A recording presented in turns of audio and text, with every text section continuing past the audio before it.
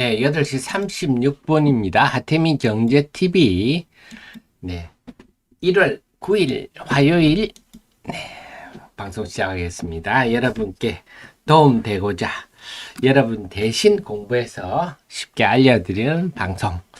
개인 투자자들이 잘 되시기를 너무나 소망하는 개인 투자자들의 지킴입니다. 자, 어제 미국 시장이 또 엔비디아가 일을 한번 냈네요. 지금 CES 가전 박람회가 열리고 있는데 어제 엔비디아가 무려 6.4% 시가총액 큰 종목은 치고 굉장히 많이 움직인 거죠. 따다시 사상 최고가를 기록했습니다. 그래서 어제는 뭐 AMD도 그렇고요. 또 가정용 AI 칩을 내놓겠다 등등 엔비디아가 얘기를 하면서 AMD라든지 심지어는 마이크론까지도 어제 강세를 보였어요. 그래서 오늘은 심리적으로는 AI 관련주, 뭐 반도체 관련주 등등 모두에게 긍정적인 환경이 조성됐습니다. 나스닥도 새해 들어서 그동안 쭉 그 작년 상승에 따른 숨고르기 한 후에 아주 강한 상승세 나스닥이 오늘 간밤에 2.2%나 올라서 살아있다.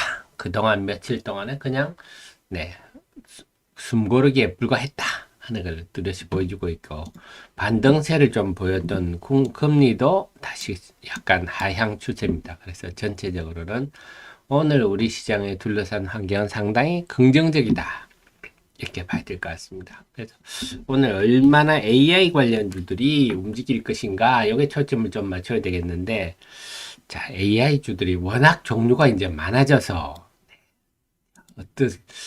지금 딱 꼬집어 얘기하기 힘들 정도인데, 자, 오늘 시장 전체적으로 한번 보겠습니다. 제가 이미 어제 데일리에서 분석해 드렸었죠. 왜 양시장이 엇갈리냐, 지금 유가증권 시장의 수급, 고탁 시장의 수급 등등을 분석해 드렸는데요. 어제 월요일 우리 정시는 그 분석이 정확히 우리 시장에 지금 적용되고 있음을 확인할 수 있었습니다. 그래서 새해 들어서 보면 금융투자의 매매, 유가증권 시장은 금융투자의 매매 방향과 지수 방향이 정확히 일치하더라. 그렇다면 유가증권 시장은 적어도 어제까지는 금융투자가 주도하고 있다. 이렇게 봐야 되겠습니다. 그런데 금융투자는 제가 어제 기준으로 보면 아직 한 2조 9천억 정도 더 기계적 매물이 나올 수 있습니다. 배당 차익 프로그램 매수분들이 시장에 나올 수 있는 상황이라서 금융투자가 코스피를 지금 지배를 하는데 계속 순매도 할 환경이면, 야, 코스피는 지금 수급이 상당히 꼬였구나 이걸 알 수가 있는데, 그걸 좀 바꿔줄 수 있는 게 이제 유일한 변수가 외국인입니다. 외국인이 금융투자의 매물을 소화할 수 있는 정도의 순매수가 들어온다면 코스피는 좀 바뀔 수가 있겠죠. 그런데 지금까지 본다면 금융투자의 순매도 규모가 항상 외국인의 순매수 규모를 압도하고 있어서 어제까지 흐름은 녹록지 않다. 그래서 유가증권 시장이 지금의 어려움을 돌파하기 위해서는 외국인의 도움이 절실하다. 이렇게 봐야 되겠습니다. 근데 어제 외국인들이 어제 1,700억 그래도 제법 샀거든요. 봤는데 뚜렷한 게 없어요. 삼성전자에 대한 순매수도 뭐 고만고만 규모고, LG 디스플레이 이게 지속될 가능성이 별로 없었고, 네이버, 에코프로 머티리얼즈 이거는 또 MSCI에 들어간다 그래서 셀트리온은 합병 후에 등등 개별 재료들에 따라서 움직였지, 막 삼성전자나 뭐 자동차를 집중적으로 사고 있다 이런 흐름은 없고요. 순매도 종목 포스코는 계속 팔고 있고, 지금 철강 업황이 그렇게 좋지가 않습니다. 그 다음에 뭐 삼성의 SDI, 포스코 퓨처, M 2차 전지에 대해서는 여전히 냉랭하고 자동차도 팔았어요. LG전자도 어제 실적이 4분기가 부진하다 이래가지고, 그래서 외국인이 어제 순매수가 1,700억이나 됐지만 이게 뭐 대규모로 지속된다 이렇게 보기에는 내용이 미흡합니다.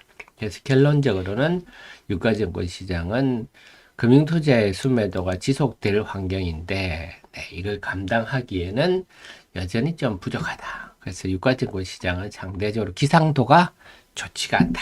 먹구름이 잔뜩 껴있다. 이렇게 봐야 되겠고요. 코스닥은 외국인 매매 방향과 지수 방향이 정확히 일치하고 있습니다. 외국인이 사면 오르고 외국인이 팔면 빠지고, 그렇기 때문에 코스닥 시장은 외국인만 보면 됩니다. 금융 투자는 그 프로그램 매수가 들어온 게 별로 없어서 금융 투자는 신경 쓰지 않아도 된다. 그렇다면 코스피와는 다르죠. 코스피는 금융 투자의 지속적 매물이라는 짐을 지고 있는데 코스닥은 그런 건 없다. 그래서 코스닥은 외국인만 도와주면 된다. 근데 어제는 제 방송하는 개장 초반에 외국인이 쭉 팔았어요. 그러니까 코스닥 방향 지수도 쭉 밀리고 분위기가 쭉 안 좋았는데 외국인이 다시 순매도를 줄여주니까 쭉 올라오다가 외국인이 이때 한 11시 넘어서 좀 이제 순매수가 주춤하니까 코스닥 지수도 고점을 찍고 그 이후로 외국인이 순매도가 다시 늘어나니까 지수가 쭉 밀리는 모습입니다. 그런데 보면 외국인이 매수할 때 올라온 폭보다 좀 순매도할 때 밀리는 폭이 더 크네요. 그래서 지금 어제까지 흐름으로 본다면 외국인 매도에 따른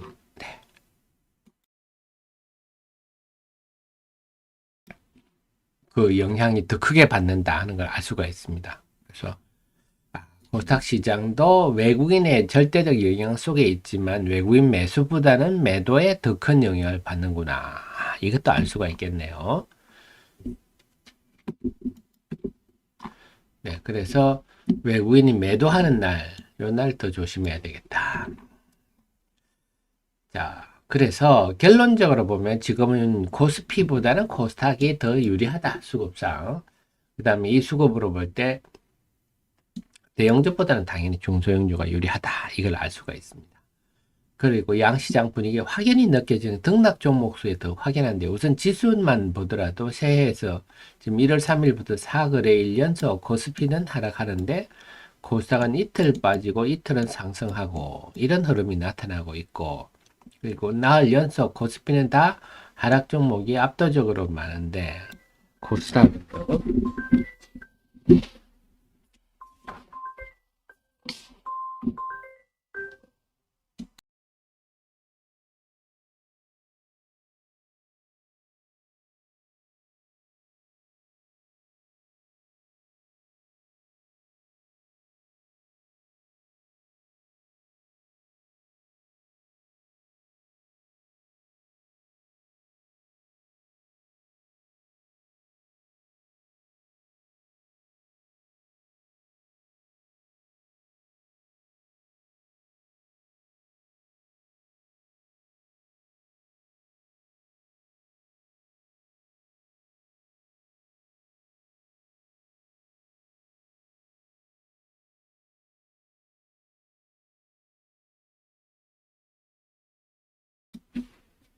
아이고 죄송합니다.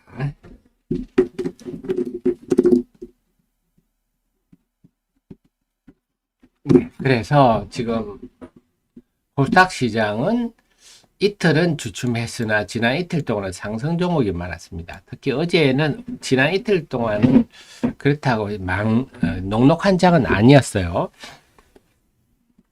그 힘든 와중에도 상승 종목이 결국 늘어났었고, 특히 어제 그제 보면은 지난주 금요일에 1.4% 상승했는데 상승 종목이 838개. 네.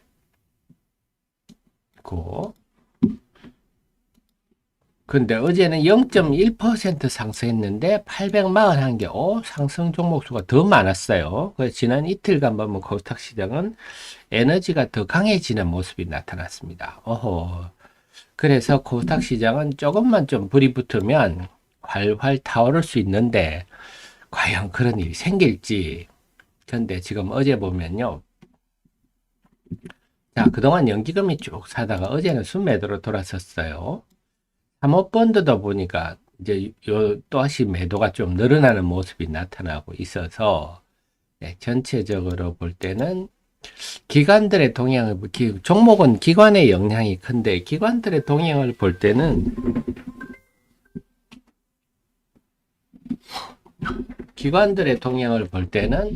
야, 불이 활활 타오를 수 있을까? 이건 좀 의문입니다. 기관들이 좀 불을 붙여줘야 되는데, 그거는 지금 좀 의문이다. 이런 생각이 듭니다. 그래서 그래도 어제 기관이 뭐 샀나 봤더니요. 설트룩스, 폴라리스 오피스 플리터, 이스트 소프트, 요거는 지금 GPT 스토어 관련주죠. 요쪽은 많이 샀습니다. 지금 많이 기관들이 집중적으로 사고 있어서 의외로 이 테마에 대해서는 GPT 스토어 관련주에 대해서는 기관들이 연이틀 강세를 매수를 하고 있고 종목도 좀 확산되는 분위기입니다. 네, 이건 사실 뭐 귀에 붙이면 귀걸이, 코에 붙이면 코걸이 같은 그런 스타일이기 때문에 나도 관련주예요 하면 뭐 관련이 없다고 할 수는 없으니까 이런 상황이고 그 외에 보면요 딱히 어떤 테마보다는 종목별 성격입니다. 종목별 BI 매트릭스 이것도 좀 그 프로그램 소프트웨어 관련주다 보니까 지금 분위기에 GPT 스토어 분위기에 좀 넘어갈 수도 있고 그 외에 보면 동진 세미캠, 원익 QNC 뭐 요런 반도체 소재 그 다음에 제주 반도체 심텍 이런 걸 온디바이스 AI로 분류를 할 수 있고요. 동국제약도 요즘 기관 매수가 좀 많고 강세를 보이고 있습니다. 그 다음에 한 곳, 기관 세 곳 중에 이제 여기 두 신이나 연기금 사모펀드 중에 한 곳이 조금 힘있게 사는 종목들 정도인데, 네, 역시 좀 반도체 소재가 그나마 좀 우세한 편이고, 오늘 리노공업에 대해서는 긍정적 리포트가 좀 나왔습니다. 그 외에 뭐 우주항공 관련해서 요즘 뭐 우주항공청 열렸다는 컨텍, 인텔리언, 테크, 지노미터리 좀 움직이고 그러니까 보면 전체적으로는 그 외에는 GPT 스토어 관련주 정도는 좀 기관이 집중적으로 사고 있고 반도체 소재는 조금 정도 사고 있다 볼 수가 있겠고 나머지는 굉장히 개별 종목 위주로 지금 하고 있구나. 그래서 그냥 지금 상황에서는 개별 재료주 위주로 각계약진할 가능성이 좀 높지 않느냐. 그래서 지금 상승 종목 수가 많아지고 있었지만, 네, 이것만 가지고 종목 장세, 테마 장세가 활활 타오른다. 이렇게 기대하기는 좀 힘들고, 기관 동향을 볼 때.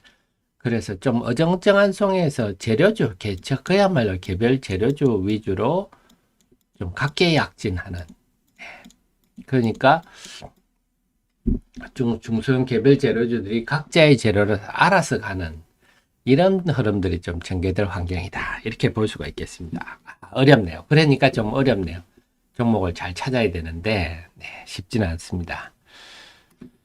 자, 그 속에서 오늘 말씀드렸지만 이제 관건은 종목 장세 관건은 이번에 엔비디아의 이런 신고가가 우리 AI주들이 지금 전에는요 AI 하면 당장 떠올랐던 게 후공정 장비 이쪽이 HBM 장비가 제일 먼저 움직였었거든요. 근데 지금은 좀 장비는 좀 심드렁합니다. 장비를 좀 심드렁하고 지금은 좀 꼭 AI 그 다음에 하는 게 온디바이스 AI 해가지고요. 제주 반도체, 오픈 엣지, 퀄리타스 반도체 그런 종목들이 움직였거든요. 네, 퀄리타스 반도체, 네, 이런 종목들이 좀 관련주다 하면서 이래 팹리스 관련주들이 가온칩스도 그랬고요. 팹리스 관련주들이 움직이다가 지금은 네, 이쪽 그 GPT 스토어 이것도 결국은 그 챗 GPT와 관련이니까 이것도 AI 관련이다 볼 수 있거든요. 그래서 시장은 지금 조금 분위기는 장비에서 좀 소프트웨어 개념의 기업으로 좀 확대되고 있다. 이렇게 볼 수가 있겠습니다. 그렇다고 보니까 너도 나도 관련주예요. 그래서 어제 같은 경우는 뭐 엑셈 이런 종목들도 나도 관련주예요. 뭐 이런 분위기고요. 네, 또 시간외 그래 시간외 거래를 보면 시큐센 같은 종목들도 나도 관련주예요. 뭐 이런 분위기가 형성되고 있고, 네, 그래서 좀 확산되고 참는 분위 그리고 어, 한글과 컴퓨터도 나도 관련주입니다 하면서 어제 고개를 들었죠. 그래서 이런 종목들이 계속 나올 것 같아요. 시장에 별로 눈에 띄지는 않지만 개별 종목으로 좀 화려한 움직임을 보일 수 있는 그런 종목의 움직임이 있을 것 같은데, 어쨌거나 지금 올해 화두는요 뭐 무조건 AI입니다. 그리고 그와 관련해서 제가 어제 여러분께 네, 그 필요한 자료만 보내드리는데요, 요 자료를 하나 보내드렸어요. 인공지능과 관련해 이제 AI가 신약 개발에도 당연히 유용하죠. 아주 유용하죠. 이쪽은 제가 볼 때는 신약 개발 분야에 AI가 제일 절실한 것 같아요. 신약 개발의 개발비를 엄청 줄일 수 있는. 그래서 여기서 보면 구글 알파벳 출범 AI 기반 스타트업 기업인데, 네, 구글 딥마인드를 통해서 기술을 활용해 표적 물질을 발견하고 최적의 접은 조합을 발굴해내 주는 작업이 하는 회사의 노바티스와 일라일리 노바티스와 30억 달러 계약을 맺었다.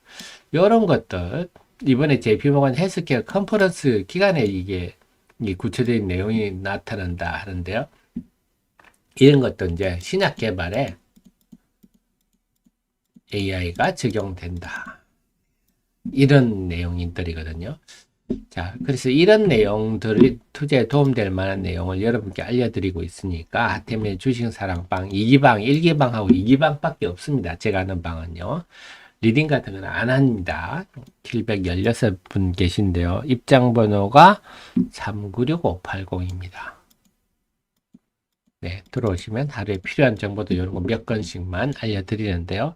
자, 이와 관련해서는 또 보면 파라사이 바이오, 또 신테카 바이오, 이게 대표적인 신약 개발 AI고요. 또 여러분이 익히 아시는 JLK, 루니뷰노, 딥노이드는 꼭 의료라고까지는 할 수 없는데 어쨌거나 이 분야들이 의료 AI 해가지고 이쪽들도 또 오늘 어떻게 움직일지. 그래서 AI가 점차 영역이 확대되고 있는데, 한마디로 올해 시장은 AI다 이렇게 보셔야 돼요. AI가 이제 온 산업으로 다 들어가기 때문에 올해 가장 우리가 주목해야 될 테마는 AI다 이렇게 보시면 되겠습니다. 그래서 오늘은 과연 엔비디아의 사상 최고가가 우리 시장에 어느 쪽으로 줄지, AI 전반에 영향을 줄 것 같은데, 근데 제가 볼 때는 좀 소프트웨어적 관련주한테 더 영향을 크게 줄 것 같아요. 그리고 뭐 예를 들면 또 GPT 스토어 이런 거 하면 KINX 이런 회사는 그 인터넷 그 기업들 같은 경우에 지금 데이터 센터에 대한 수요가 폭증하고 있는데, 데이터 센터의 공급이 지금 뭐 부족할 정도로 데이터 센터에 대한 수요가 또 폭증하고 있어서 KINX 같은 경우도 사실 덕을 볼 수 있는 이런 상황이거든요. 그래서 이런 종목으로 또 확산될지 이런 것도 좀 봐야 되겠습니다. 그렇군요. 자, 요런 정도 오늘 흐름을 보셔야 되지 않겠나 싶고, 그 속에서 좀 그 2차 전지 중에 중앙첨단 소재 요즘 새해 들어서 강세가 좀 돋보이죠. 작년에 제가 참 이렇게 주가가 특별한 악재 없이도 이렇게 빠질 수 있구나. 작년 9월, 10월은 정말 제가 참 황당했던, 저같이 기업 내용을 중시하는 사람들한테는 정말 좀 뭐랄까 충격적인 흐름들이 전개됐었는데요. 그래도 제가 흔들림이 없죠. 흔들림이 없는데 결국은 사필귀정입니다. 결국은 기업이 제 갈 길을 가는데, 그래서 저는 중앙첨단 소재 올해 그림에 대해서는 이미 쭉 말씀을 드렸고요. 계속 우상향할 거고 생각보다는 훨씬 강한. 왜? 올해는 2차 전지는 전해액, 리튬이온, 그다음 분리막 이런 등등을 해서 소재 중심으로 갈 거다 말씀을 드렸잖아요. 이제 그런 흐름들이 나타나고 있습니다. 엔캠도 마찬가지고요. 그리고 지난번에 엔캠 작년 10월 때 저한테 제 방송한테 질문 많이 주셨거든요. 모 유명 유튜브가 동아기업이 엔캠보다 낫다 하면서 그게 그치지 않고 엔캠은 뭐 대주주 리스크가 있다 하면서 투자 대상에 제외한다 이런 말 같지 않은 소리를 할 때 제가 한마디로 얘기해 줬잖아요. 동아기업이 엔캠보다 낫다고 말하는 거는 네, 홍콩 국가대표 축구팀이 한국보다 낫다 하는 얘기가 똑같은 거예요. 그래서 관련한 내용들을 제가 이미 항상 주식은 객관적이고 과학적으로 접근할 수 있거든요. 그래서 전액 공급업체가 어떤지 엔캠과 동아기업이 어떤 상황인지를 분석다. 이건 뭐 지식이 있으면 어느 정도 공부를 하면 다 알 수 있는데 이걸 알면 네, 그런 얘기를 할 수 없는 거거든요. 그러니까 여기서 액면이 다 나오는 거야. 축구에 대해서 하나도 모른다는 거죠.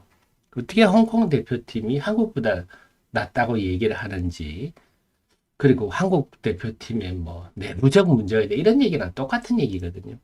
그런데 그분이 이제 뒤늦게 해서 의견을 바꾸고 요즘은 뭐 엔캠이 뭐 6만 원 간다 이런 얘기도 하고 다니는 모양인데, 네, 뭐 자기의 잘못을 바꾸는 거는 좋지만 이제 중요한 거는 저는 그 남의 주식을 자꾸 우리 유명 유튜브에 두 사람이 꼭 남의 주식을 까는 스타일 아닙니까? 자기 추천주를 이유를 설명하기보다는 남의 주식을 까는 스타일이신데 저는 좀 입 닫고 있었으면 좋겠어요. 왜냐하면 자기의 지식의 부족함을 알고 그렇게 큰 영향력을 미치는데 아 내가 내공이 부족하구나. 입 닫고 공부를 좀 해야 되겠구나. 네, 그런 조언을 좀 드리고 싶으면 제발 좀 부족한 지식으로 남의 주식을 함부로 까는 짓은 좀 안 했으면 좋겠는데 어쨌거나 그 양반이 뒤늦게 이 엔캠을 지금 굉장히 높게 얘기를 하는데 저도 당연히 공감입니다. 제 의견은 변한 게 없어요. 네. 그래서 항상 저는 여러분 곁에서 기업과 산업을 공부해서 객관적인 과학적인 자료를 여러분께 대신 공부해서 알려드리고 판단은 우리 애청자님들이 잘 하실 수 있도록 그게 제 역할입니다. 그래서 최근에 중앙첨단 소재가 강세를 보이고 있는데 네, 아직 또 갈 길은 멀다. 물론 그 와중에는 네, 왔다 갔다 하겠죠. 하지만 계속 우상향 추세는 지속되겠다. 올해는 중앙첨단 소재는 상당히 엔캠과 중앙첨단 소재 또 뭐 분리막도 마찬가지예요. 분리막의 WCP 이런 종목들은 2차 전지 중에서는 군계 일학 네, 돋보일 것 같습니다. 그래서 좀 새해 들어서 네, 중앙첨단 소재 같은 게 소리 없이 강세를 보이는데 2차 전지도 좀 이런 흐름을 보일 가능성이 높아요. 개별 종목 위주로 각계 약진할 가능성이 높지 않나 싶습니다. 자, 그러면 지금 개장에 30초 남았으니까요. 30초 동안 준비하셨다가 네, 9시에 개장 방송 시작하겠습니다.